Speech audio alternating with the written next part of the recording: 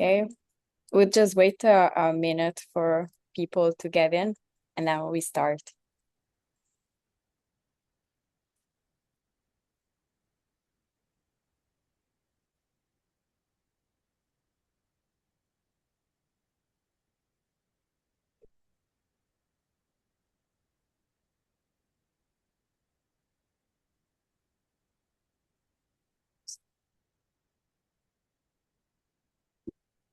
Oh,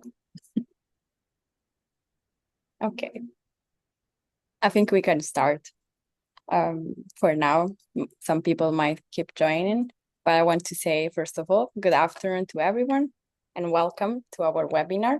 Uh, I thank you all for joining us today to our webinar, AI and hearing access for hearing access opportunities, risks, and the future of inclusion.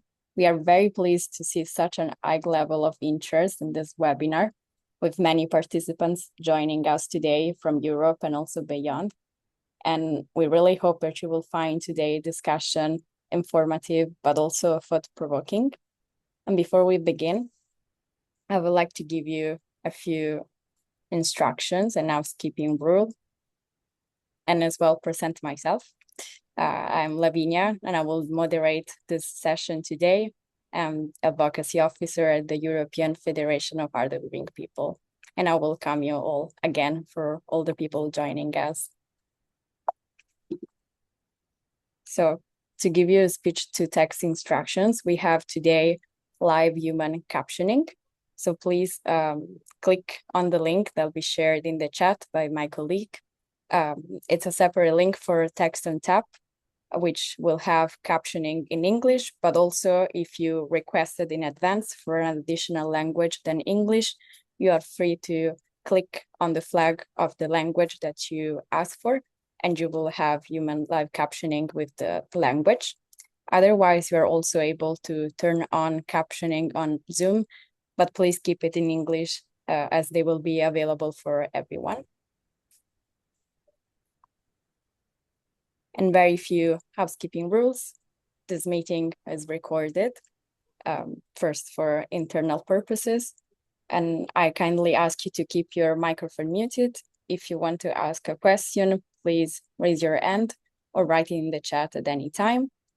When you speak, I kindly ask you to please have your camera on, and if you're given the floor, please introduce yourself and your organization. We will also take screenshots, especially at the end. We would like to have a group picture to celebrate the success of the webinar. If you don't want to join it, you're free to keep your camera off. Otherwise, you're more than welcome to join our group picture at the end.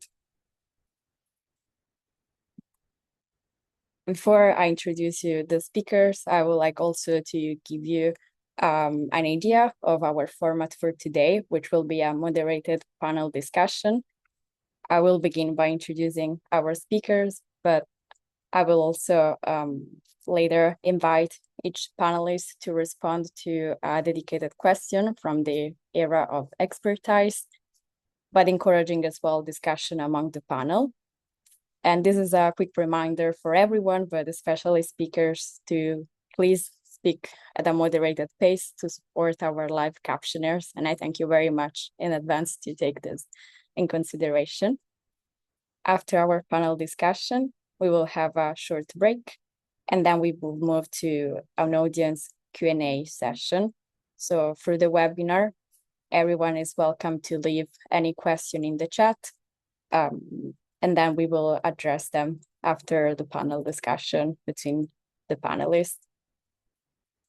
I would like also just say very, very few words on why we decided to have this webinar and why it is important. Of course, probably everyone here knows how much artificial intelligence right now is a hot topic.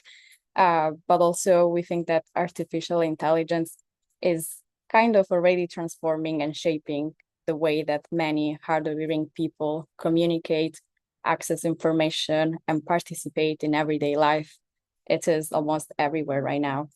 And from automatic captioning and speech recognition to AI-powered hearing technologies, all these innovations offer exciting opportunities to improve accessibility. But at the same time, they also raise very important questions about accuracy, trust, privacy, and inclusion. So today we will explore opportunities and challenges of AI for hearing accessibility and discuss how we can ensure that these technologies truly meet the needs and the rights of hard of hearing people that are truly took in mind and in consideration during this in transformation. So now it is my pleasure to introduce our speakers. First of all, Kav Nouri, who is the AI Policy Officer at the European Disability Forum. We have Roller Christensen, Chief Audiology Officer from GN Hearing. We have Masahito Kawamori, co-chair of Interrapporteur Group for Media Accessibility from the International Telecommunication Union. Silvia Lamel Perez, who is project manager at the Federacio ACAPS, also our member, and we are very happy to see involvement from our members today. And then Gareth Ford Williams, director of WFW Ltd. I will now stop presenting and I'll put every speaker highlighted. So just I ask a little patience to do that, and then we will start with the discussion.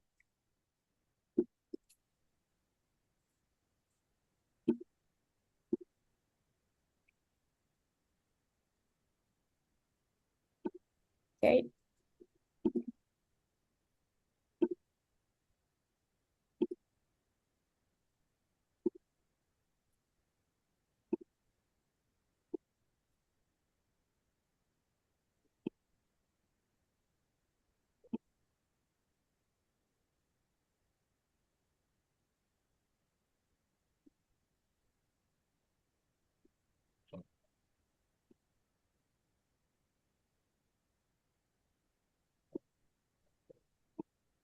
For most all of us, I just need Kav. Okay. Otherwise, I can put you without the video. Perfect. Okay. So let's start this very interesting discussion. I'm very excited because we have such a nice variety and excellent speakers for today. And I'd like to start to ask a question to Kav. I will start from you, from the European Disability Forum. And I want to say that artificial intelligence is often framed as a solution for accessibility, but it also raises social and ethical questions. And from a disability rights perspective, how we can ensure that AI improves hearing accessibility instead of unintentionally creating new barriers and inequalities for hard of hearing people. Thank you, Lavinia. Just can you confirm that you hear me well? Yes. Perfect. Yeah, so I think that as you already said in your introduction, that the starting point is that AI does have huge potential to improve hearing accessibility. I have been active in the youth organization IFOHIP, which is the International Federation of Hard of Hearing Young People. And many of our members are, for example, relying on tools like automated captioning or speech recognition or transcriptions, where access simply didn't exist before. So this is an example of a real opportunity. But from a disability perspective, we have to remember that the question is not whether if AI is good or bad. It is a tool. And we have to remember that the question is more, who does AI work for? who does it leave behind, and who gets to decide. Because whenever you create a tool, you need to do different trade-offs. There are like costs involved in terms of like when you have people who have different needs. I mean, humans are very diverse.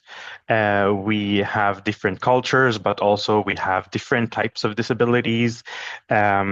Then, in order to make it inclusive, you need to design the AI based on these assumptions that people are very different. And what I feel is the thing when companies are designing AI systems, they are approaching the design process from the idea that like most people are similar. So those of us who belong to marginalized communities tend to experience AI not work for us. In the for people who are hard of hearing, the experience can often be that the um, speech to text or the any speech recognition doesn't recognize that you might speak with a different accent because you don't hear your own voice, for example.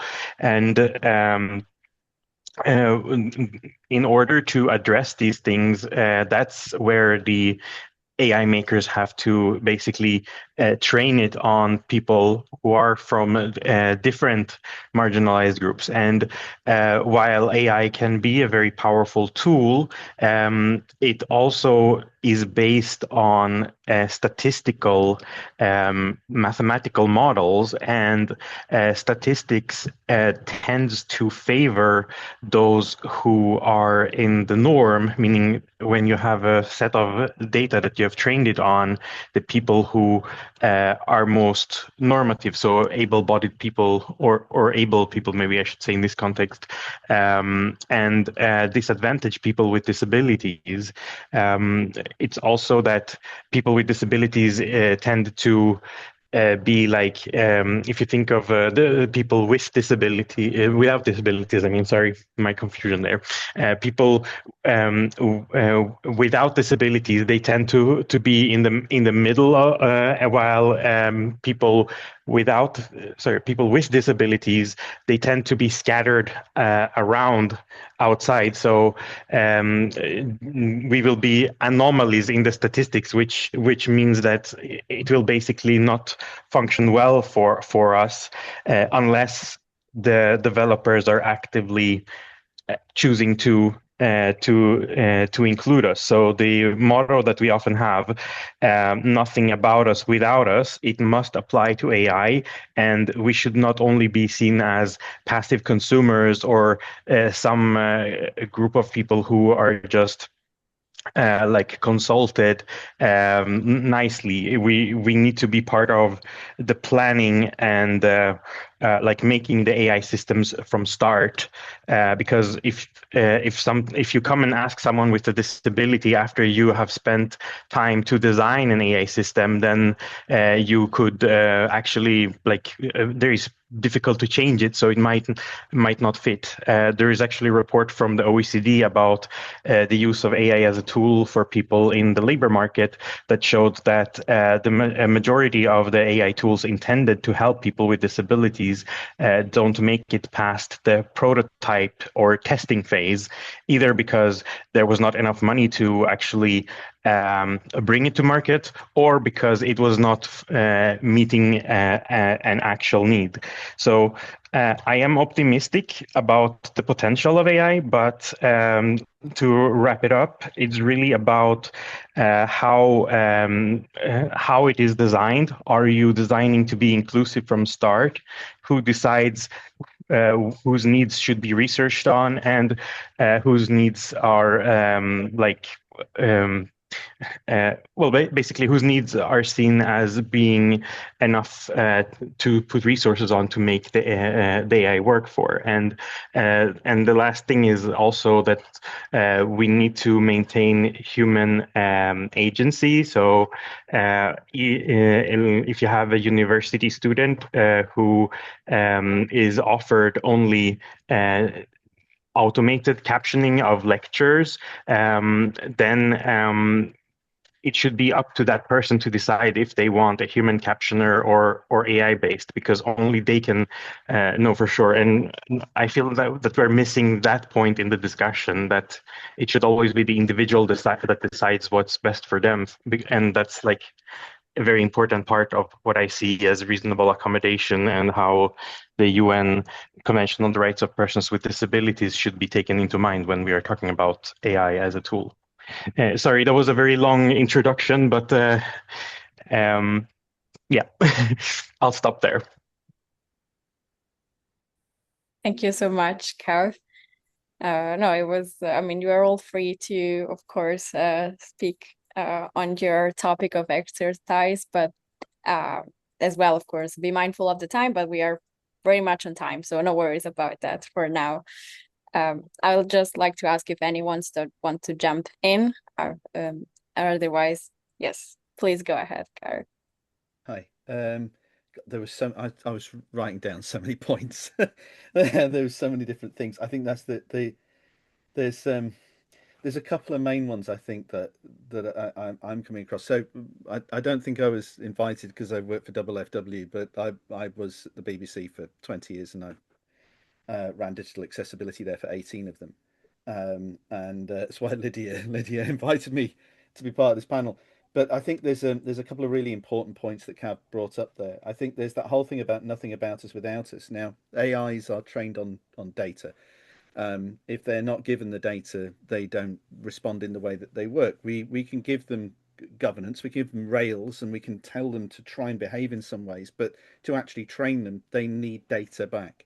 And we don't have enough data. We saw that at a Paralympics. It was the one before last, I think, was the first time they had the AI driven buses, and the AIs that were driving the buses had never been trained on the way that maybe vision impaired or hearing impaired people might move or respond to large moving objects they couldn't see or hear. And so on the first day, a Paralympian was run over by one of the buses. Luckily, they weren't seriously hurt. But it's not the AI's fault. The training data is missing. So I keep using this phrase, nothing about us without our data. And we need to find a way of bringing data and more disability related data into the training models. And I think the other really important thing that he pointed out, and this is another one of the things I push quite a lot, is if you are introducing a system, and that idea about the lecture was a really good example of it. If you're going to introduce a system, any system, to replace an existing system, it should be at least as good as the system it's replacing. It should never be a step backwards. And there was an actual comedy series on the BBC about this, and they brought in AI systems. It's called W1A, and they bring in an AI system to replace all the closed captioning. And once the closed captioning system learns the wrong names for the Prime Minister, and it starts giving the wrong names to other politicians, it doesn't unlearn them. It becomes gradually worse. And every time someone complains, they go, it's AI. And they go, oh, that's really clever. Oh, isn't that? Oh, that's marvelous, isn't it? Wonderful.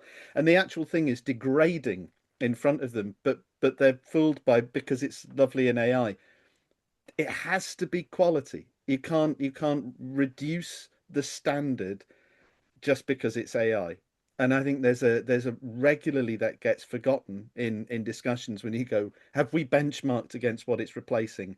Is it any better? No, then why are we even considering using it?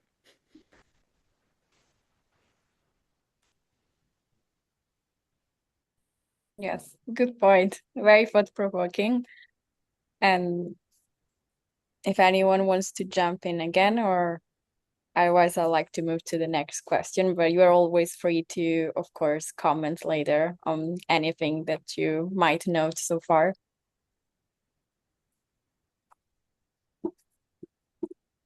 So I would like, very much on the topic, I would like to ask a question to Silvia from ACAPS, as ACAPS has been investigating on the use of automatic speech recognition and captioning technologies. From your research and user perspective, what are the main benefits and obstacles that you have identified for, identified for hard of hearing users?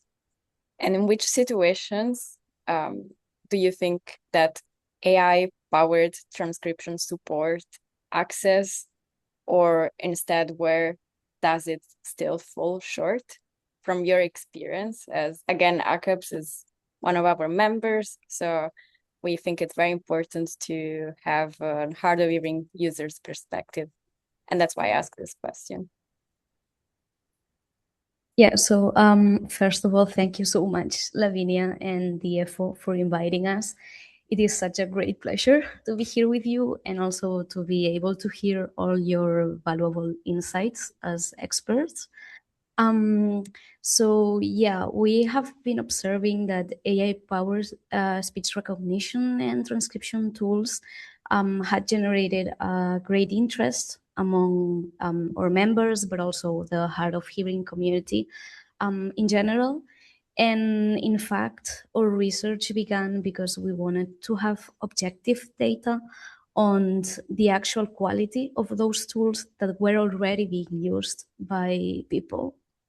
I'm really glad that Gabe and Gareth said some things on their speeches because they would be really related with what I was about to say. So one of the main conclusions of our research was that AI-powered transcriptions do not have now or still enough quality in Catalan to be considered accessibility tools by themselves, in the sense that they don't have the same quality as what's now being used, which is human transcription.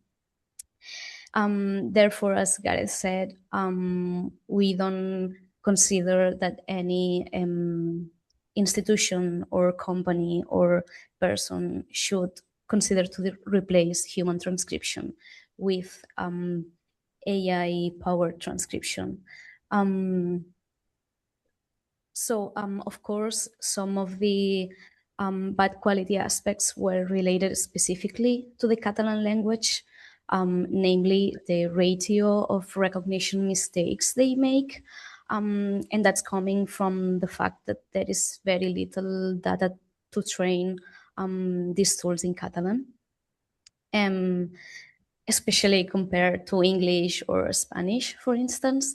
But however, it is important to highlight here that some other aspects have to do with the very nature of these tools, and that might be common to all of languages. So on the one hand, human transcription unconsciously adjusts the transcription speed because it is not physically possible to process and type the text faster than one can read and understand that text. But AI, however, cannot do that. And the text appears at the same speed as the speech. And as a result, transcription might not be possible to read, or maybe you can read it, but you cannot fully understand it. Additionally, as opposed to human transcription, AI-powered tools usually have to record voices, and they store these voices and these transcriptions, and it might be used for the company's purpose. And that creates a bit of an ethical dilemma. And it frequently makes the user or the hard of hearing person to trade privacy for accessibility.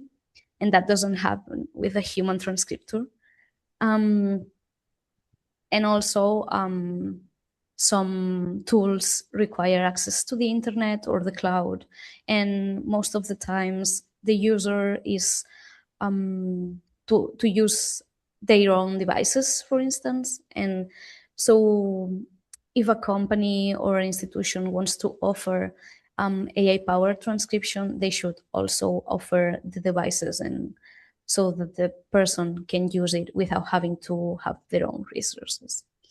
On the other hand, most of the tools are made for purposes other than accessibility, and therefore they do not include important features to hard of hearing people, such as the identification of speakers, or non-speech sounds like the tone or maybe a cough or a laugh. But also they do not train with real communication situations, that is, with different dialects or background noises, for instance. And as a result, they do not have the best quality in daily life situations where hard of hearing people would need these tools the most. So I think that has a lot to do with what has been said before. For instance, about the accents. So in our research, we found that the tools worked really well with standard language and standard accents, but then when someone was talking in a different dialect or with someone had this so-called deaf accent, then they didn't work. And we are right now having a new project. We want to record lots of voices of deaf people in Catalan to make a corpus, and then we will use this corpus. We will try to give it to as many developers as possible, so they introduce this corpus on AI-powered recognition, speech recognition, and transcription tools. And we're trying to solve a bit this problem because that is real. There's no deaf voices in corpus. There's no Catalan corpus to train the tools, and that's why they don't work that well in daily life situations. And also it has to do with all that has been said about designing for accessibility. Some of the tools might have good speech recognition, but if they don't identify the speakers, or if they don't let the user, so for instance, there were some tools that were censoring some words, or that were changing some dialect words for standard ones, and that's somehow not letting the hard of hearing person access the actual speech and the actual conversation. However, that being said, that doesn't mean that AI-powered transcription tools cannot actually enhance accessibility, but they can be used as a complementary tool in the sense that they can be a more feasible resource for spaces and activities where human transcription is not possible, technically or economically, or in spaces and activities where there is no accessibility at all. So for instance, we are thinking about ticket booths or information points, that is long hour services where a lot of people come in without notice, and they have short conversations. But it needs to be clear that AI transcription is used in spaces where there is no other kind of transcription or subtitling, because we cannot replace, as Gareth said, a quality subtitle or a quality transcription with a tool, an automatic tool that has not the same quality. The risk here is that companies or institutions prefer to have a faster or a cheaper or a more comfortable tool than having quality accessibility. And we need to advocate a little bit against that, at least for now. So yeah, to conclude and make kind of a summary, we can use AI tools. They can be useful to enhance accessibility in spaces and activities that right now do not have accessibility through text. But we need to be well aware of the risks and the disadvantages, and we shouldn't consider AI-powered transcription as a silver bullet, or as a solution itself, but as a complement and as a tool that can help. I hope that was clear because I was improvising a little bit, but that's the main conclusions of our studies and what we've seen so far. No, thank you, Silvia. I think it was clear and very interesting. I think it's important to have actual research on the topic, because at the end of the day, evidence is what helps us to understand how AI can be actually helpful and positive for some aspects, but at the same time, which negatives it might bring and how human expertise can jump in and complement the use of AI. So I think it was really important to hear this, and we are very pleased to know that our members are active into this. And I open again the discussion. If from anyone from the speakers would like to jump in, I will give you the floor. Please, Kaveh, go ahead. So I'll try to be quick to not so to allow all speakers to speak. But from what you said, Sylvia, I just want to echo that also from the side of the European Disability Forum, we also try to emphasize the importance that you don't have to trade accessibility for privacy. You should never have to give up one human right to be able to enjoy the other one. And this point becomes also important because we want people with disabilities to be able to have any job, including if you are a undercover journalist, or if you're working in the Department of Defense, or if you're like a doctor that are using an AI-based tool. So for those reasons, we need to have tools that are preserving privacy, that are secure, and that is often coming as an afterthought. So I just wanted to mention that. And thank you for bringing it up. It's really really important. In practical terms, it means that we need to be able to have AI systems that can run on devices that we can actually buy, that are like not on supercomputers that only big companies can afford.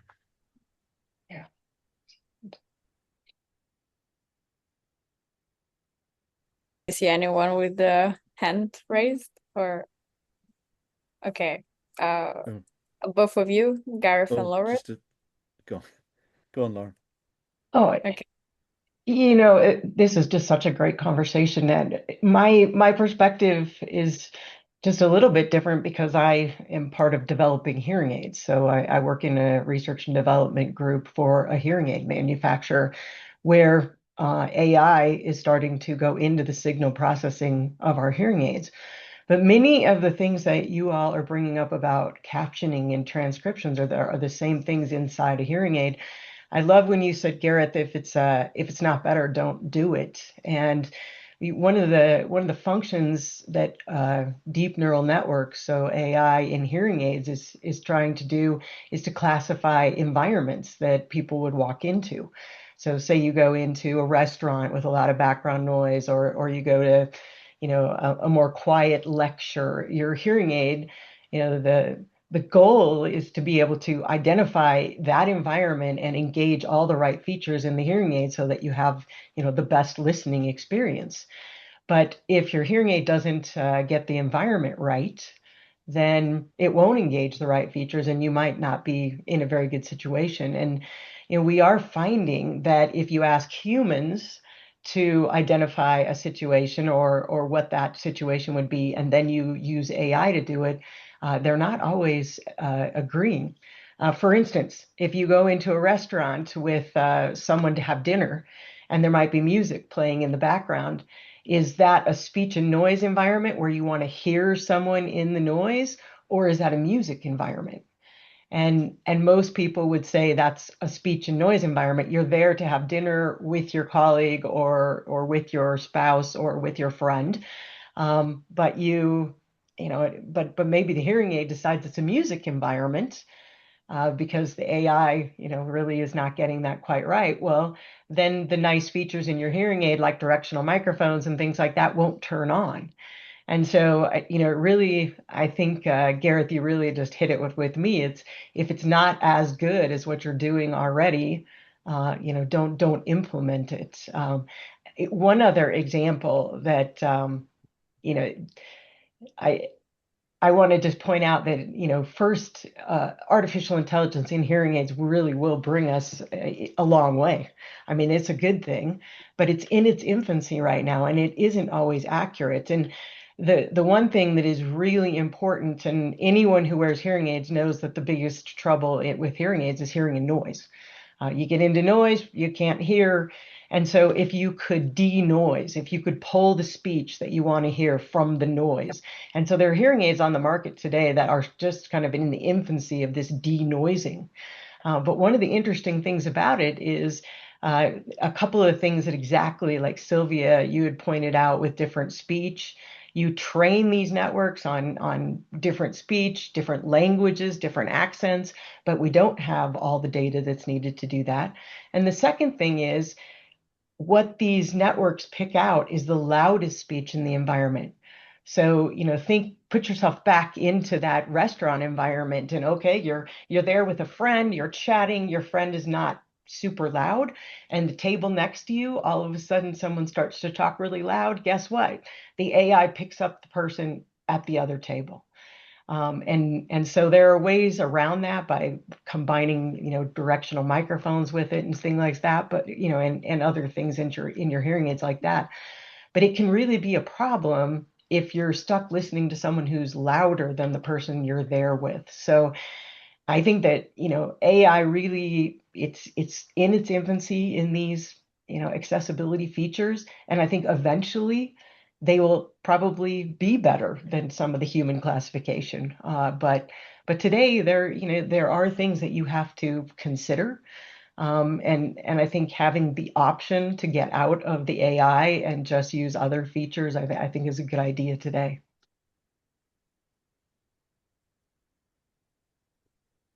My wife has hearing aids, and she's experienced exactly as why am I listening to that table over there? She's exactly that. But it's really good because it's kind of interesting going, go on, what are they talking about? Very interesting to eavesdrop on other people's private conversations. So it's very good spy device that we're building there. But I mean, this would be the one thing that AIs are great when they work with people. And so on the app, it should say, is this better? Is this better? Or is this better? And live feedback, it helps the AI learn, and it gives people that opportunity to, as you say, override the experience and or say, try again, but this is what I want. Prompt it, tell it what you want. This is what I don't want the music, or I do want the music at this point because my partner's gone to the bathroom and maybe I do want to listen to the music. So it changes during the evening. It's not, a fixed thing. But I think there's a couple of things here. There's one of the biggest problems we've got is data around all of this, and that's a really good instance of where data can become part of the customer experience because it's creating data by getting feedback from the customer. But I was a wonderful thing someone put in the chat before about a Peruvian broadcaster that's doing 100% closed caption subtitling, and they put a little note why, and I put a comment against it. This is one of the things is there is an enormous amount of data out there we can't necessarily get our hands on.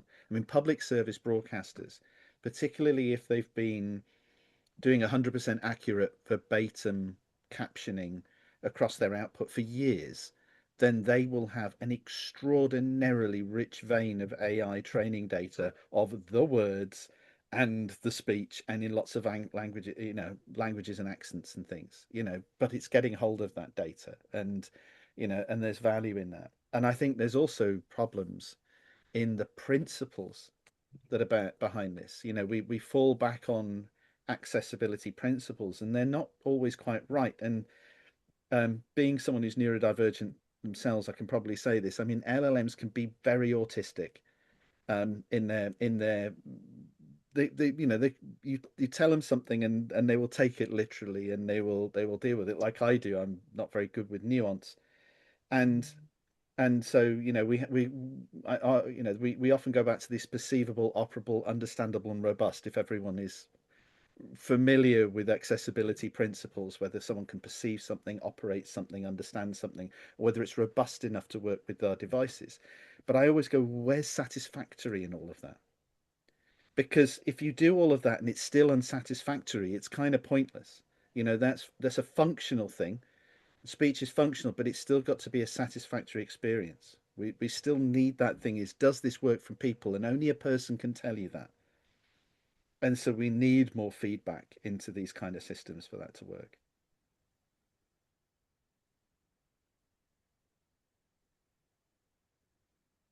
Thank you for the discussion on this point.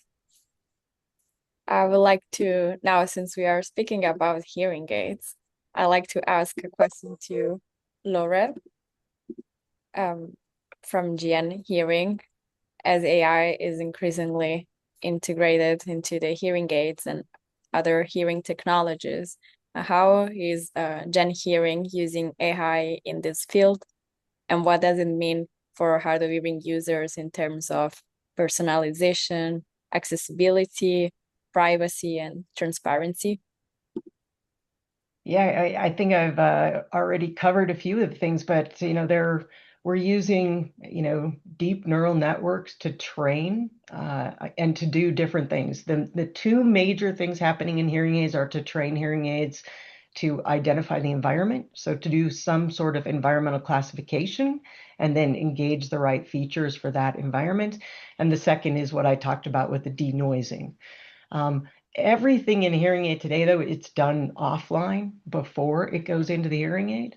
And so there isn't, like what Gareth is talking about, there isn't the personalization, does this sound good? Does this sound good? The kind of comparisons that you could make. I think those things will come. I think there'll be more personalization to it. And there are times, I mean, we call it in our industry like the cocktail party effect. You get into a super loud environment where everyone is raising their voices because they're trying to speak over the noise.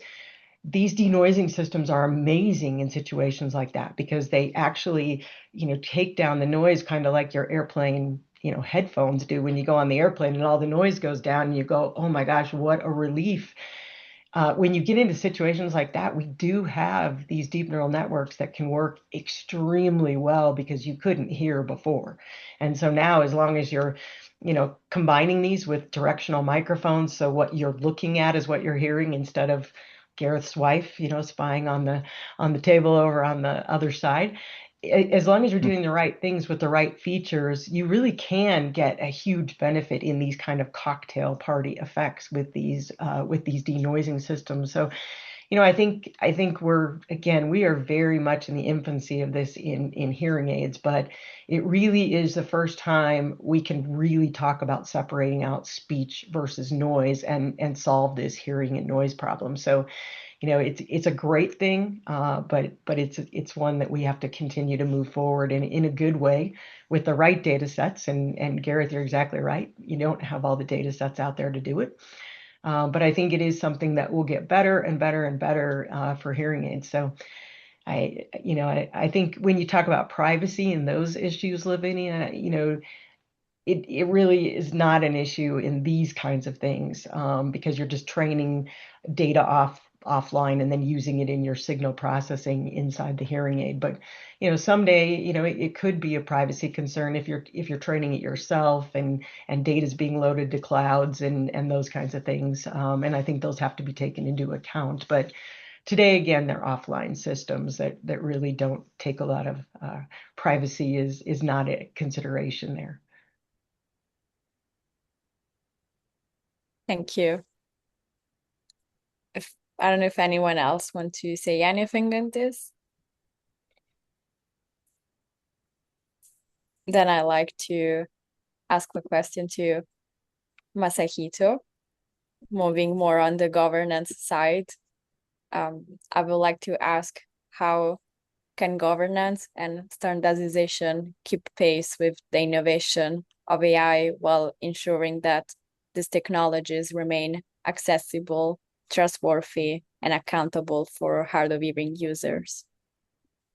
Yes, thank you very much for your kind introduction. And also, it's my great honor to be here, to be able to be on this panel, surrounded by some of the old faces as well as the new faces. Thank you. And Laura's intervention is very great. I totally agree with her on the future of hearing aids as well as AI combined. And my background is actually, I was hired by a telco in a research center to do basic research in artificial intelligence. And so I know the old AI as well as the new AI. I started using ChatGPT when it was first introduced. I thought that was a great big Eliza. I'm And sorry to interrupt. Can you try yes, to have your mouth in the camera? okay. Very sorry. Thank you. I'm sorry, sorry. Yeah, sorry, Thank sorry. you so much. Yeah. Okay. So I thought that was great.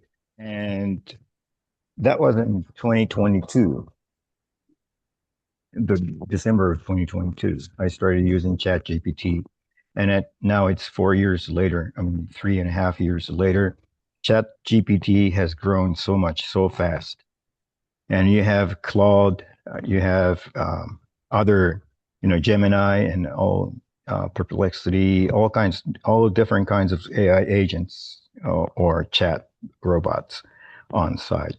And the quality is amazing, I think, because I know the old days when people are trying to make AI or computers smart, and it was very hard because of the scarcity of data as well as the low power of hardware. So the development and growth of AI is almost exponential.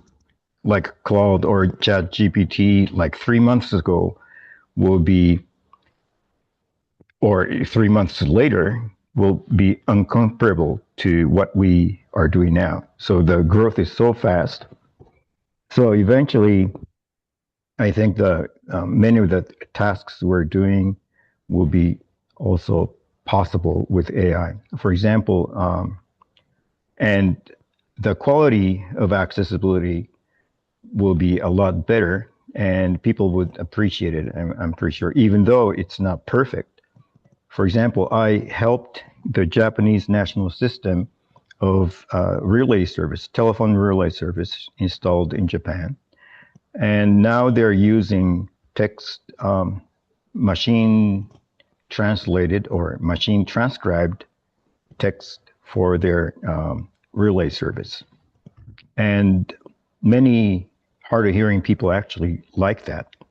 So I think this is actually coming, and people are actually using it, and the AI is getting better and better. The problem is, as the question said, the regulation and standards. For example, OTC hearing aids. I don't know how many years it took to be actually implemented. FDA said they would allow it in 2018 or 2016 or something like that, and it was very slow to be in the market. But I think during that process, FDA actually has introduced something very interesting, which is what they call PCCP. It's predetermined change control plans. So that this is a kind of like a tool it allows manufacturers to outline anticipated future software or hardware modifications, and they can report to FDA. And that's what happened, and that's actually helped FDA to decide, and OTC hearing aids to be in the market.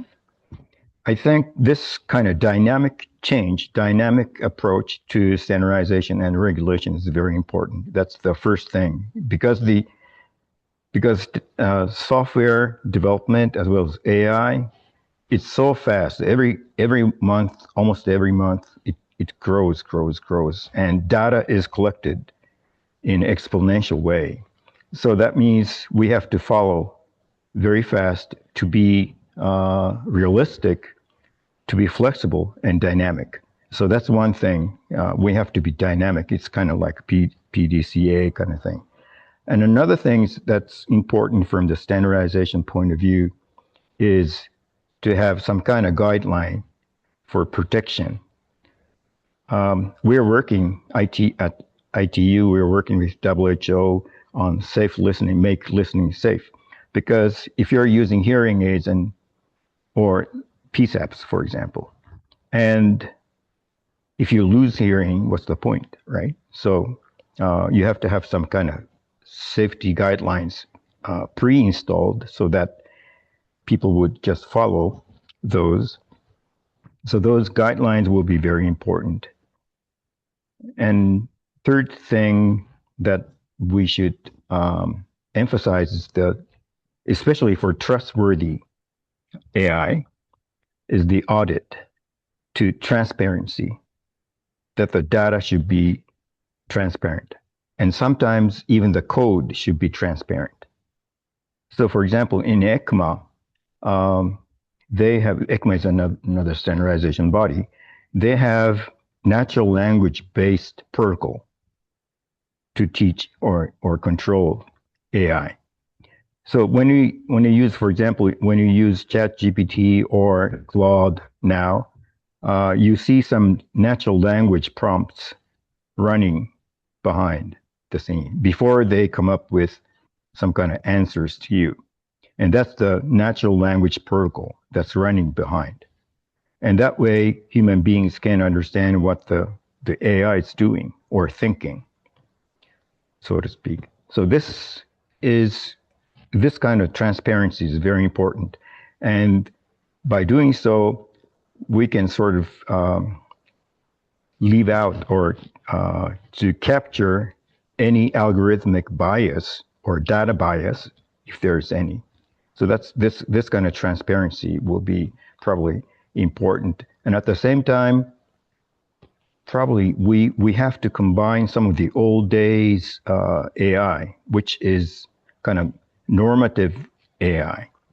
The current AIs, for example, deep neural network type, is lots of data. That's bottom up. It's good for sensory perception, and descriptive AI is good. But for example, in medicine or law or construction, transportation, you have to have some kind of normative AI, which tells you what to do beforehand, because this is the law, this is dangerous, this is safe, this has to be done. So this kind of a top-down normative approach, as well as the bottom-up deep statistical approach, should be combined to be used in order to do away with any bias in the data or in the code. By the way, AI itself is not discriminatory. People are discriminatory. So AI is just neutral. Whatever data you give it to, it just learns, right? So we have to have some kind of this normative side of AI as well. And the last thing we have to emphasize is always this principle: nothing about us without us. So in the development, as well as the standardization and regulation, I think we have to have persons with disabilities involved in the discussion so that their voice can be heard in the initial stage of development, so that we don't have to go back and to redo it again. So these things from the standardization point of view, it's important. For example, in ITU, we have Lydia and other persons with disabilities participating in our discussion from the very beginning of our standardization process, and that's very important. Yeah, so that's what I think about as an answer to your question. Thank you.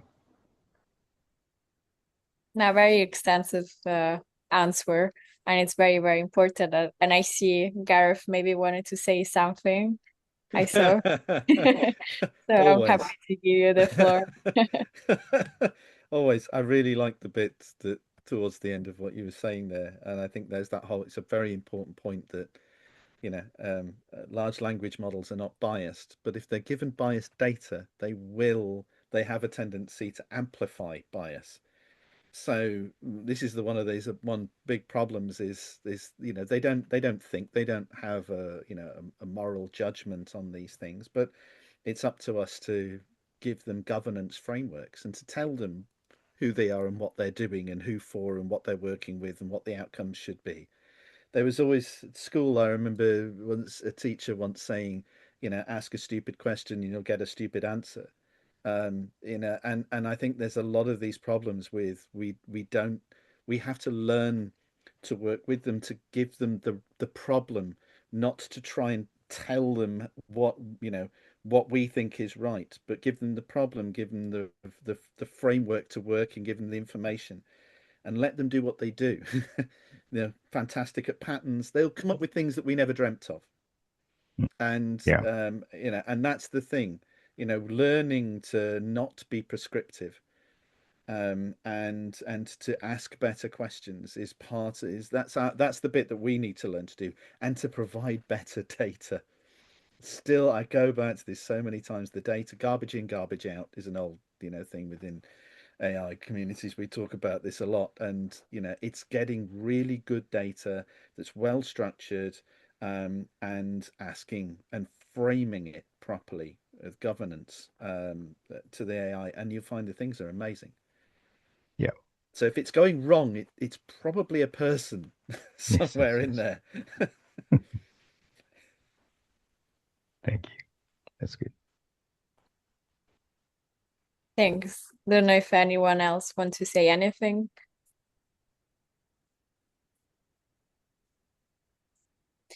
Otherwise, I'm happy to ask a last question to you, Gareth, again. From your experience in accessible technology, then what do developers most often underestimate when designing these AI technologies for hard-of-hearing users? I'm going to start with the to answer that question is with a thing called the Einstellung effect, which some people might be sort of aware of. It's an interesting little thing. It's about cognitive bias. So it's when a person defaults to a familiar a previously used method to solve a problem, which could be a new problem, it could be an old problem, but they go back to what they whether regardless of whether that is a really good answer or not, or whether it's optimal with the technology. They've changed technology, and I think this is a big problem that we're seeing. A lot of these things is we're trying to get AI just to replicate what we've already done but better, rather than going back to saying what was it that this thing was trying to fix in the first place, and going back to the problem and saying, hey AI, we have all of this data, we know this about people, we know this about this barrier that gets created because of this. What, go figure. We don't give it the space to breathe. And closed captioning is always a really fascinating example of that, because and BBC had the first closed captioning service in the world. It was sort of invented by Professor Alan Newell, I think. The year I was born, 1969.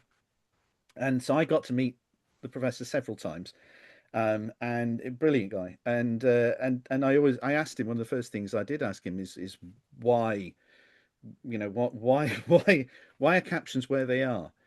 Well, that's pretty much the only place they could be. There were only two sizes of text, and the other one was all long and thin, so it had to be that size. And we only had that much real estate on BBC TV, and that was it. So teletext completely, you only had these colors, and so teletext defined the user experience. Now, I don't think we use teletext anymore. I think that's a technology that's vanished years ago, and yet we're still benchmarking user experience as a good user experience based on the restrictions of a technology that is now gone. Like QWERTY keyboards, they're only that designed to slow you down because mechanical typewriters couldn't keep up with fast typing. So QWERTY is the most inefficient, sort of answer to that problem. And mechanical typewriters aren't with us anymore. So why are we using that? It's just, it's the Einstellung effect. And so I think we need to get back to what was the problem? What didn't we solve with the old technology, and start exploring what the new could be? Otherwise, we're just going to end up with more of the same, and it won't get better, and or not as good as it could be. And there's lots of things in there. There's so much missing from closed captions. Closed captions can still be very robotic. Where's emphasis? Where's tone?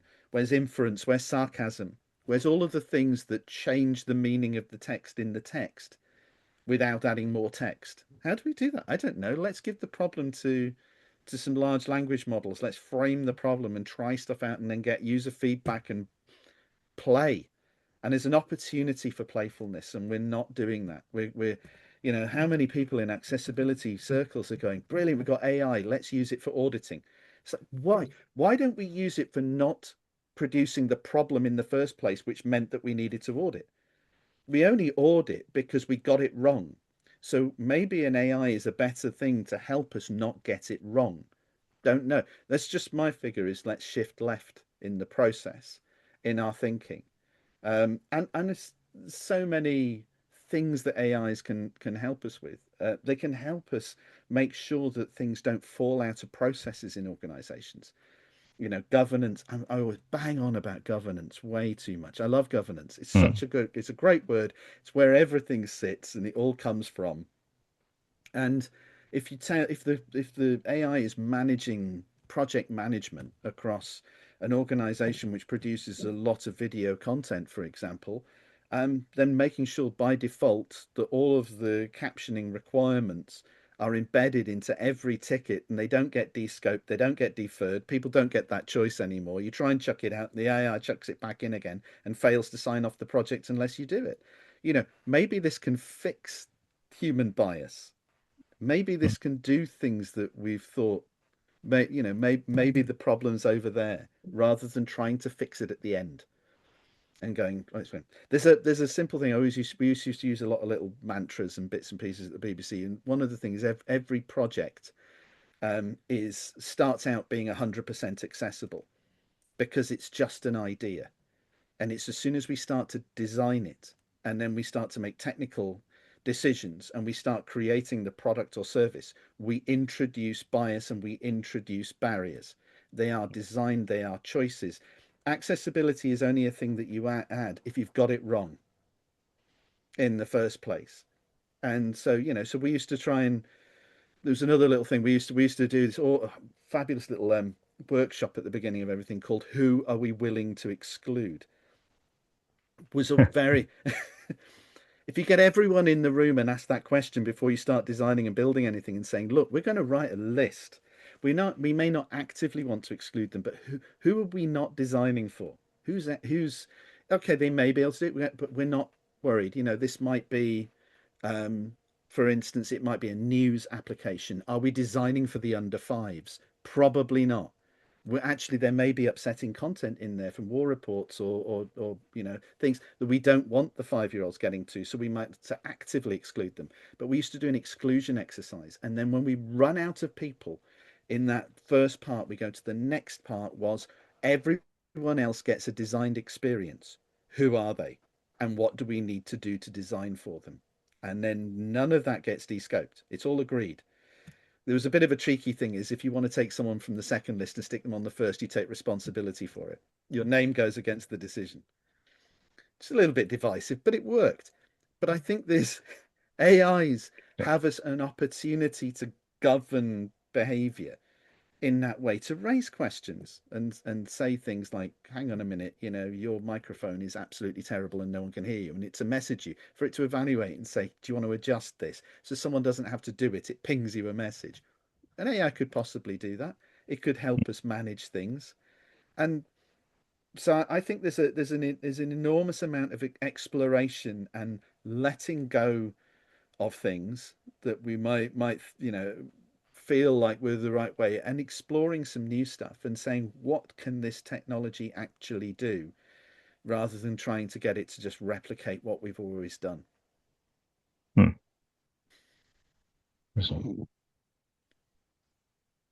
Please, Kyle, go ahead. Thank you, Gareth. Sorry, who did you say? No, I said, please go ahead. I saw your hand raised. Also thanking as well, Gareth, for his answer. Very, very interesting. Indeed, it was really interesting, and sorry for the confusion. My computer is sometimes having micro freezes.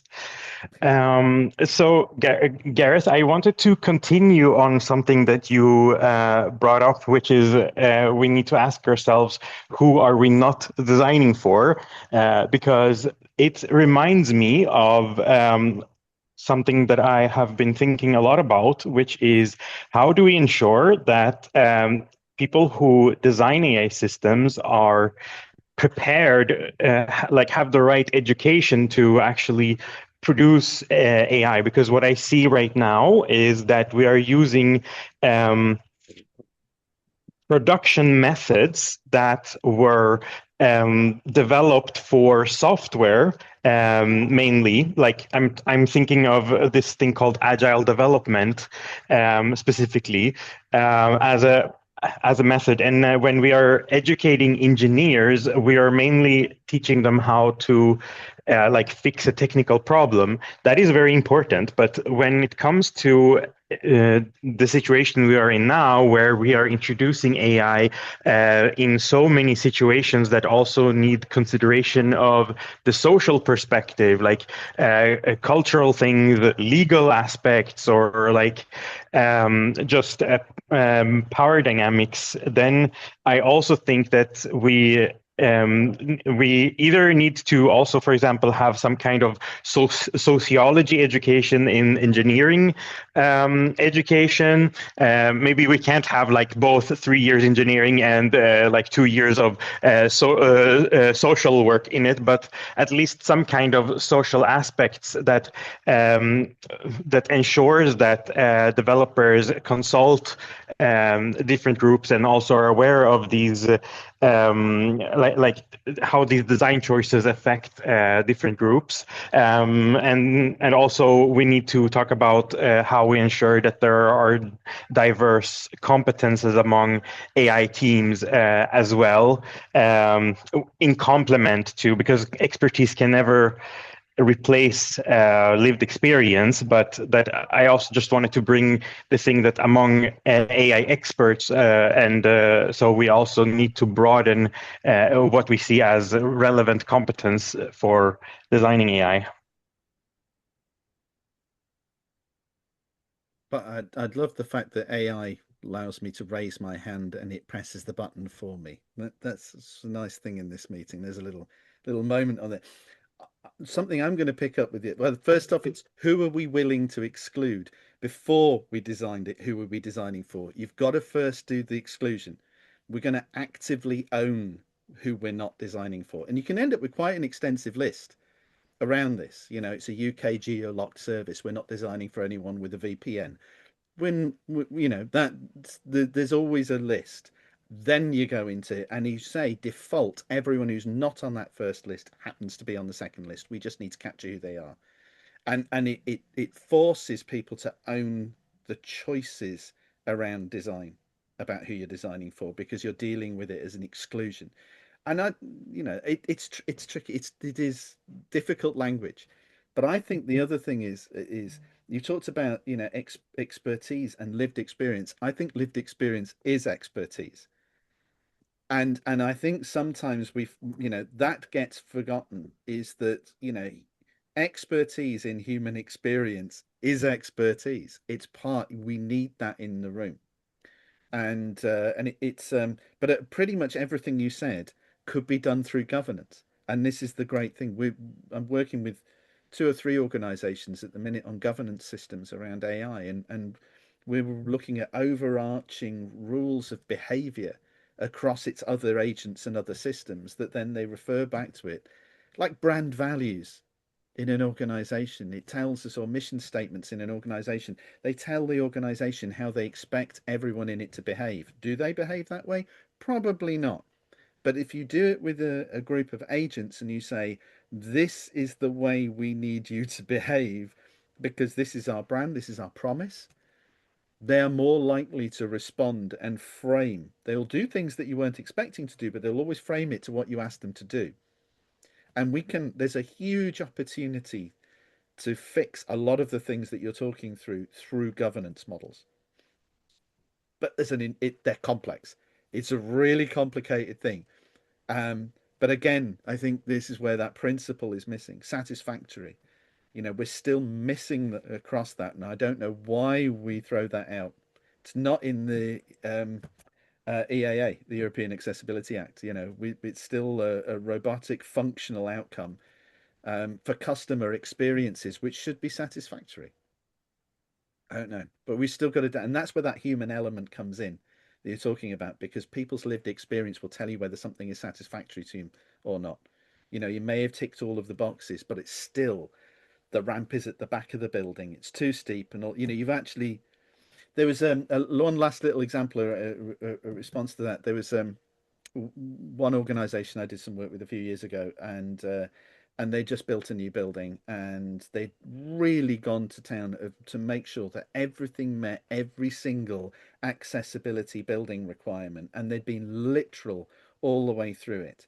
And one of the things they mistook, because in the guidelines it said that you had to have, you know, sort of braille in the lifts, but it wasn't too specific about where or how this was, and so they'd added braille to all the buttons. They're very, very proud of it, but all the buttons were touch sensitive, so to read the buttons you selected every floor and the alarm, and no one had actually forgot to ask an actual user. We would have fixed that problem before the problem happened. Crazy. I see it all the time.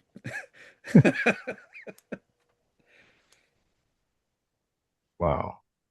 If you'd given an AI that problem and then given it it wouldn't, you know, it would have more laterally, or it would have come up with questions. And this is it. They didn't ask, and I think sometimes people get a little bit worried about asking questions about stuff, questioning what the line told me to do, and not thinking outside of it.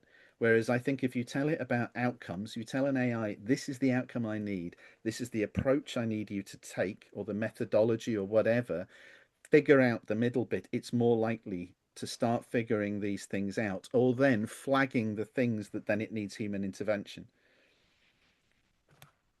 Governance. Yeah, governance. It's interesting. Just may I jump in? Just a few. First. Yeah, listening to Gareth's comment, in Claude they have Claude.md. It's kind of like, you know, instruction for the code builder. I mean Claude to perform, and so maybe, for example, European Union or, you know, any organization can standardize that for, you know, AI, so that any responsible AI user should use that kind of, you know, template. It's like users agreement in the software. You have to click, right? If you download a, you know, software from Microsoft or something like that, then you have to have agree to, you know, you're supposed to read some kind of agreement, and then you agree, and then you can use the software. Maybe you can do the same thing with AI. You have this kind of Claude.md, which has accessibility clauses. You're supposed to do this and that, and then you feed it. And if the AI doesn't have it, then you're not supposed to use it. You see what I mean? That's the governance, you know. So it's kind of simple way to implement that guy's governance. Yeah. So you have the template. You copy that template in Claude.md, then you have an accessible. I find it's kind of interesting, because I've done a few experiments with organizations by asking the same question against things, but there are things called RAGs, called retrieval augmented generation documents that you can create, which are these like mini governance documents. They tell you write the prompt, but then you attach a RAG document to it, which gives it a load of rules and behaviors and principles and things. And by writing the same prompt, that was loud. Sorry about that. Brain's just gone. That was it. RAGs. So by giving it, and in a completely fresh chat, it's each time exactly the same prompt, but giving it a different RAG, and that RAG had the mission statement, the brand values, and various other things that determined the culture of the organization and its cultural behaviors. You end up with a very different answer coming out of it, because then it's Yeah. going to go, well, this is the Disney answer, and this is the IBM answer, and this is the Coca-Cola answer, based on what it says about its own culture. Yeah. And I think then when we go into that cultural thing is, what do we determine as good brand culture, and how do we want the LLM to then respond to that? Yeah, it's all a promise. That's interesting. All a brand is a promise. It's interesting. But one way to actually implement that governance, I think it's a good experience. It's a nice experiment. Yeah. Interesting. Actually, It's Lydia kind of raised too her- technical, maybe. Sorry about that. I see Lydia raising her hand, so I'll give the floor. I was about actually to ask as well after. Didn't want to interrupt your very interesting discussion, but also if the audience now has anything to say, please raise your hand and I'll try to give you the floor one by one. So first, go Lydia. Thank you very much. Leading the Horus, guys, please go and now keep asking your questions. So first of all, fantastic discussion. Thank you so much for all of you giving the time and speaking openly. Laurel, I loved your explanations and showing, that it is not so simple and easy. Garrett, yeah, you know my opinion. I always come to you if I need advice as well. So it's always great. Kaveh, fantastic, and Masahito too. And also, of course, we have our Spanish member as well. Sorry, I forgot your name now, but because captioning is covering your name now. Sorry. Sylvia. But one of the things I wanted to say is something what Masahito has said. And indeed, we are just on the back of the AI for Good Summit in Geneva at International Telecommunication Union. And there is no better time than now start making sure that the persons with disabilities bring in their expertise. Thank you, Garrett. Yes, we are the experts. And, and to make sure that we are actually at the table and we make sure that we are actually being listened to. So it goes across everything, governance, working on the products and elsewhere. Because honestly, sometimes what I am seeing, and that is the danger, that some of the organizations, companies, etc., see AI, tools, automatic captioning, etc., as the replacement for the existing things. And there is a danger without seeing that it's got to be a personal preference too. Sometimes it's difficult, but it's about making sure that we don't remove something what works, but to keep on going and accustom the user to the new ways until this gets better. And that's the danger for me of removing existing systems, existing things in place in order to just save some pennies without asking, does it actually work for the people? Thank you. Thank you, Lydia. I see Marcel as well raise his hand, so I'll give you the floor to you.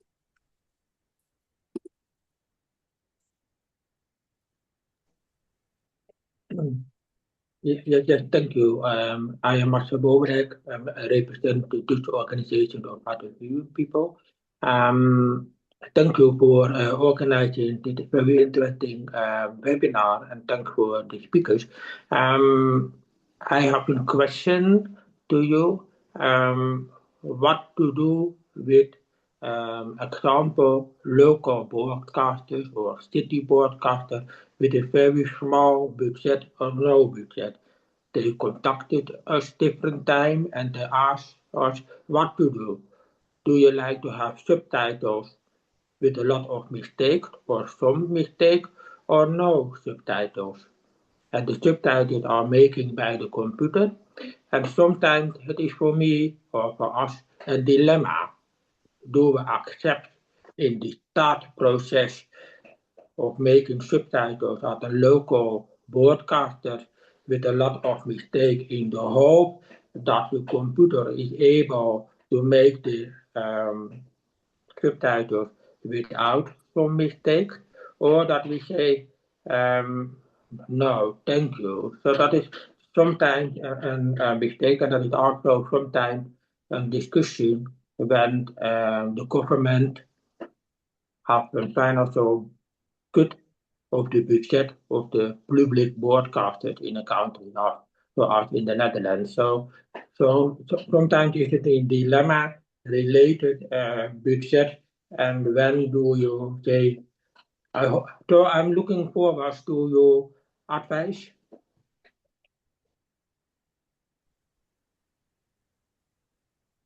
It's an interesting question. Do you mind if I dive in? It's a really interesting question, and I'm unbelievably biased because I was at the BBC for 20 odd years. And so the BBC for probably the last 16, 18, probably a little bit more years has done 100% closed caption subtitling across everything. And it was and it's archived everything. And one of the things, this saved a huge amount of money for the BBC. People call it a cost. It's not, and there's several reasons why, and this is the problem. I think sometimes the business case is wrong for for the broadcasters, because they see it as something nice to have, not as essential. And there's two big arguments for why it is essential, and there's good data to back them up. First on, there was a practical reason why it was essential at the BBC, because it's time-coded metadata. And the BBC does them absolutely word accurate. It does not edit subtitles simply because of a rights issue, is that deaf and hard of hearing people have the right to accuracy. And so if presenters like me talk too quickly, they're told to slow down. You know, the sometimes guests and people who are not media trained will talk too fast, but the speed is a human problem, and rights is the captioning problem, the rights to accurate information. The great thing about that is it becomes time-coded metadata, and that time-coded metadata was able to basically categorize the entire back catalogue of the BBC. It became the search engine. That audio description provided descriptive metadata to some content. You know, very good in drama and natural history, but you know, you don't need it on a lot of reportage. It's unnecessary. But so you had descriptive metadata, you had then narrative metadata from the closed caption subtitling.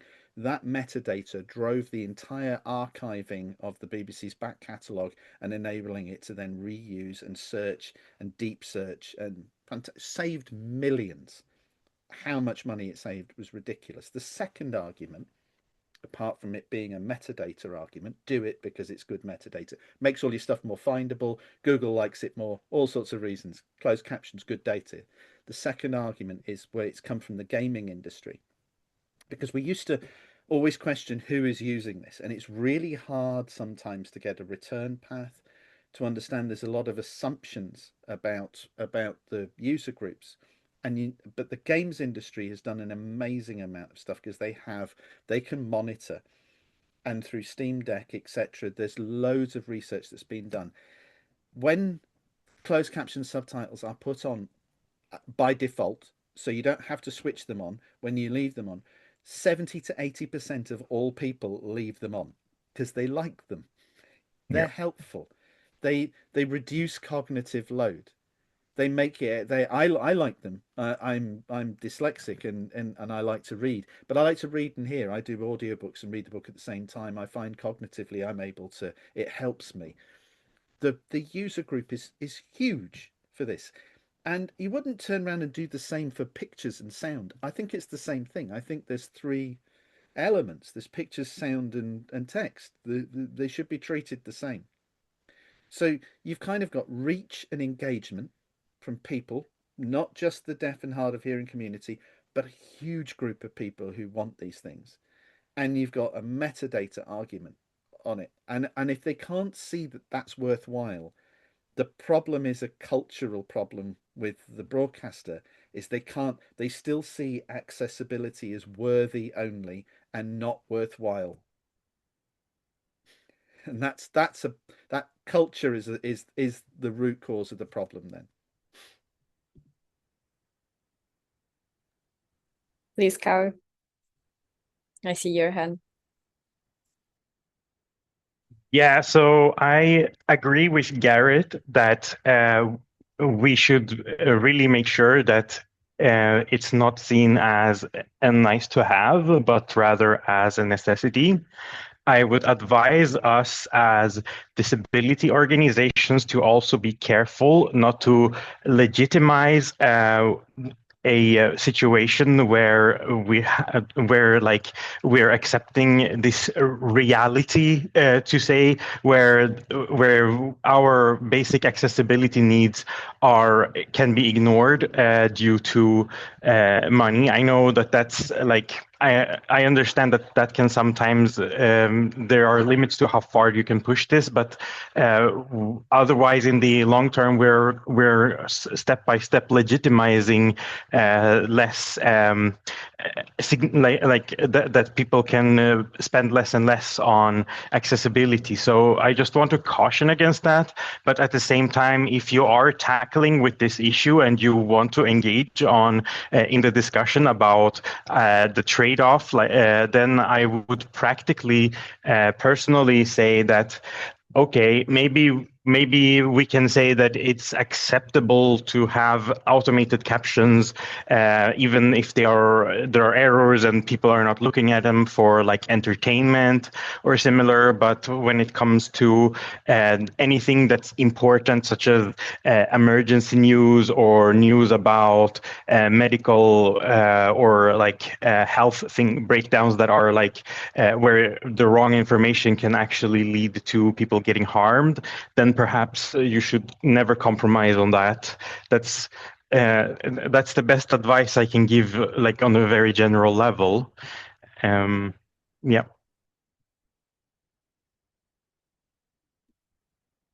Please, Sylvia, I'll give you the floor. Then I see there's also another person from the audience, so I'll give you the floor to you and to this person, if it's okay with the captioners to just take 5 minutes more, since we are almost at the end of the webinar, and then we can conclude. So just to let you know, to be for everyone, be mindful with the time. Thank you. Okay, I'll try to be brief, but just I wanted to add to that from users associations perspective, I think we need to advocate for a better law regulation on these things. I feel like we are discussing how to convince broadcasters or companies that accessibility is a need and not something complementary or something just for fun. I don't know. But maybe our fight is not to convince them, but to make them do things accessible. And I think that has to be through law and through regulations. So maybe our efforts should go to pressing for the government to make it mandatory to have subtitles on programs. And I don't know, maybe we can start, because the budget problem is real. Maybe we can start with emergencies and the kind of examples that you were giving. But I think we sometimes in the accessibility field get lost on trying to convince why accessibility matters and why disabled people deserve to have rights and why hard of hearing people deserve to access information. And that's not the point. We should not be trying to discuss that or discussing that. We should make it effective. So I just wanted to add that. I know it's not the question, but I think it's important to have that in mind too. Thank you, Sylvia. And I can give the floor to the audience. I see from Hector, if you want to intervene, please. Thank you so much. And if you can also just introduce yourself and your organization, if you are part of.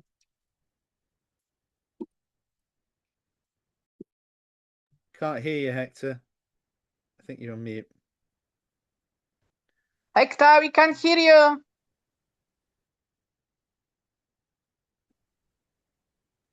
No. Still can't hear you. You Come hear on. to me, Hector. No? Yes. Oh, yes. All right. I turned my Bluetooth headset off. Sorry. Yes. Hi, everyone. I'm Hector Minto, CEO of CurbCut. Previously at Microsoft for 10 years on accessibility, hence why I'm here. I think there's something really interesting what you're saying about the accuracy, and everything is about subtitles and interaction and broadcast.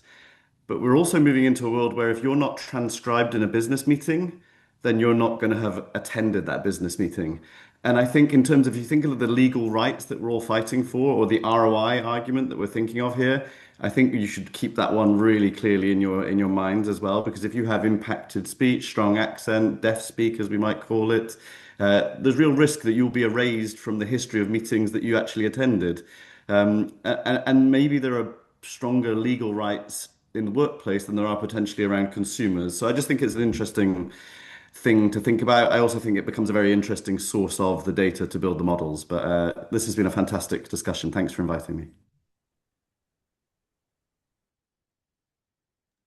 Thank you. What Hector said. There we go. That's my response to that. He's absolutely right.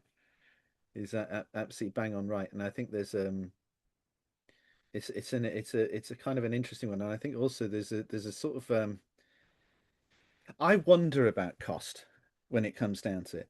I really do. And I think it's an argument. I've seen this argument for decades because I've been working in this for decades. And it was, and I worked in, yes, I worked in a large public service broadcaster, but there was the money existed. There was money to do this. It depends on, priorities within an organization of how it wants to spend its money. But it would be really interesting to see, over the last 10, 15 years, how have costs changed?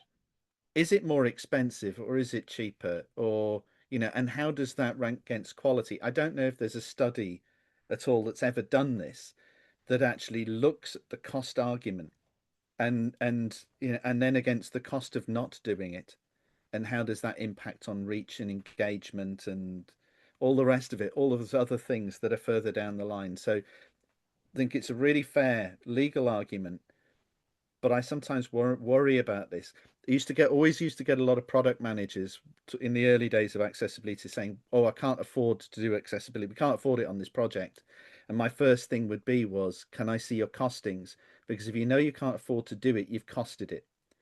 That's the only way you can know that. So can I have a look at them?" And my job now is to work with you to see if I can bring that cost down to make this doable.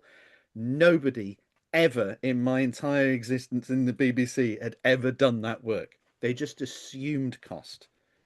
It may have been really expensive in the past. It may be they're just assuming cost. They're just thinking, scary, I don't understand it, must cost money, not going to do it. And so we'd sit down and then we would cost it out. And then they'd realize it's actually, if we plan this correctly, the costs are so small and the impact is so big, why wouldn't you? It's and so I think there's a really important thing to do is we should now be questioning the question of cost.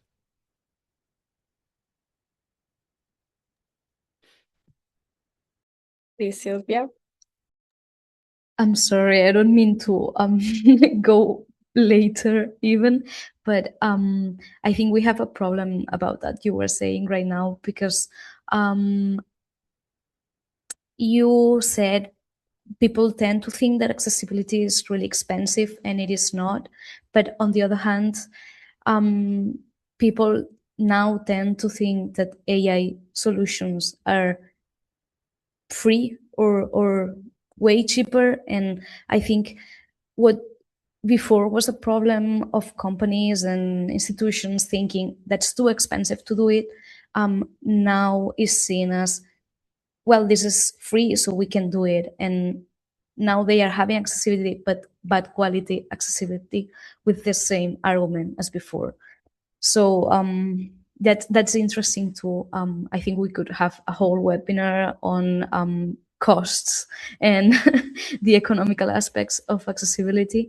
But I think it's interesting that you said that, because what's happening right now is this, and it's all about perception. And in the end, I think it's also what happens with accessibility, that there's no knowledge, and then everyone is just assuming how accessibility works and how much it costs. And yeah, our job also from organizations and associations of hard of hearing people is to spread knowledge. And Yeah. Yeah. Thank you, Sylvia. For sure, we could have a whole webinar just on that. But going through the conclusion, actually, so a very interesting question from the chat. So if any one of you want to respond to this, and then I think it's time to conclude. I was just as this one, I think it might be a nice note also to end on more a call to action or how to be more involved into this discussion. So a question about like large big techs are now jumping into the market from many Apple, Meta, Google, and so on, and they offer a wide variety of solutions. But how we can make use of this momentum? Mm-hmm.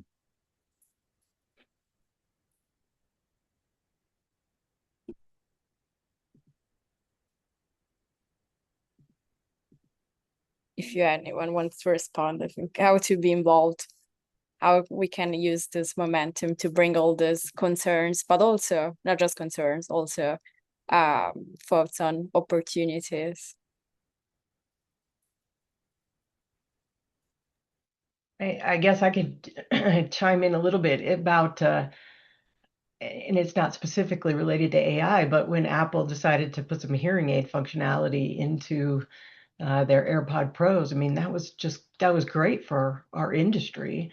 It just brought more light on the need for, hearing aids, the need for affordable hearing aids that people can get. So, I think anytime big tech, gets in there, I think that it can be good to get our message out, but then it's got to be the right message and in the right way and done in the right way. And I think those are the things that are a little more concerning because we don't have control over that. Yes, Lydia, or I see also Sylvia, but I saw first Lydia, so sorry. Okay, is it me? So first of all, how to get more involved? Well, there is something what some people may not have realized, maybe not in this room. Few of them know already, but European Federation of Hard of Hearing People is a member of the International Telecommunication Union. So there is an opportunity for us to collaborate in the standards and with Masahito, especially in the e-health as well, and with everybody else, because they want us to be in there. They are welcoming us to be in the standardization body to support governance, to support the good recommendations coming out. And how to get involved is also us. We are trying, and this time I hope we succeed, to have ICT and accessibility specific task force advisory group where we can bring different topics together and bring in the right information. Because Sylvia, now I remember your name well, Sylvia, you are right. It's also a lot about education and understanding what is out there and what to expect, ensuring that the expectations are right too. And so it all has to come together, but I will stop. Thank you.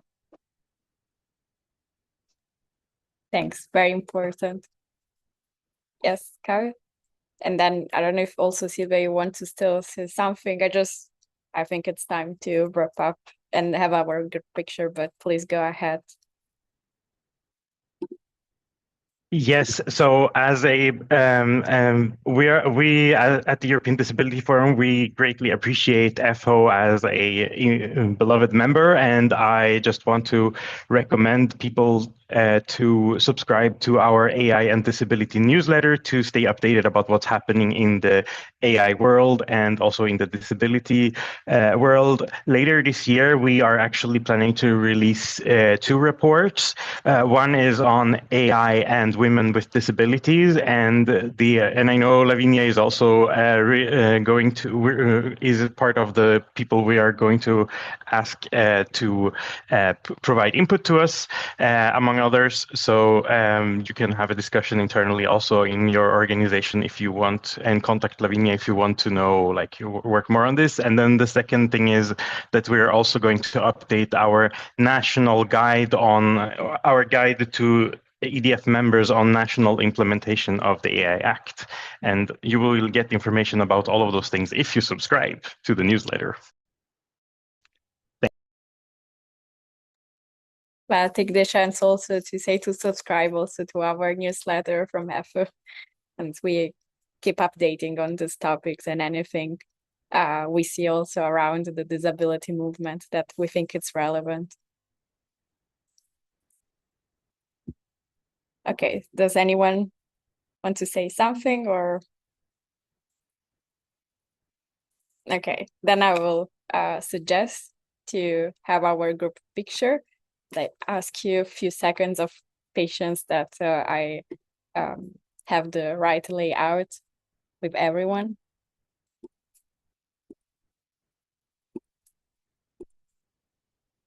And please, in the meantime, have your camera on so it will be quick and easy if you want to join the screenshot.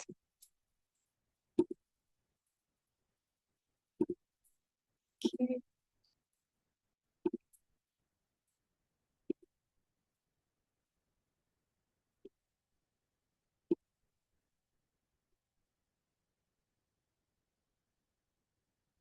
There are many, so I hope I can manage to have everyone. If I can ask for help as well from our team, I really appreciate. Thank you. I'll do my best because I have many things now over my laptop, so I'm trying to make a screenshot, but I don't know if I can manage to have everyone. So I kindly ask to either Enrique or Maria to help me with that. Thank you so much.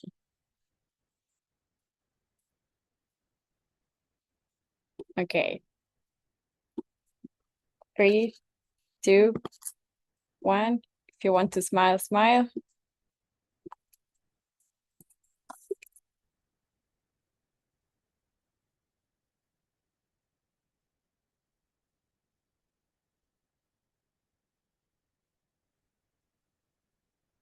Thank you.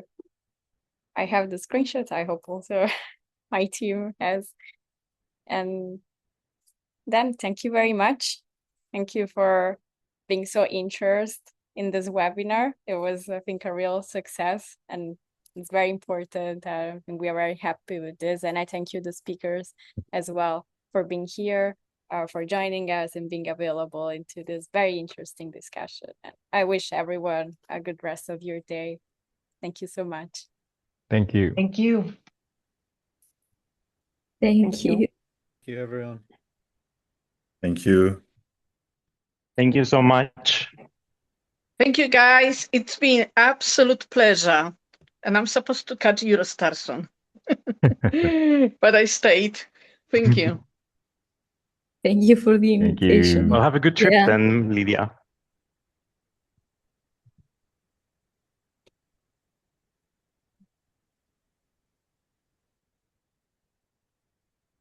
Muchas gracias. Saludos desde el Perú.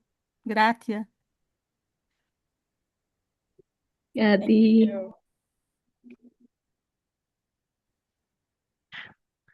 De nada.